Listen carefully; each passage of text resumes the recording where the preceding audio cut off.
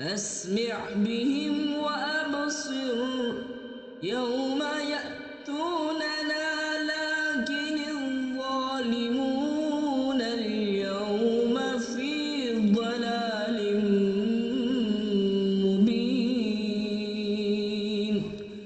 وأنذرهم يوم الحسرة إذ قضي الأمر وهم في غفلة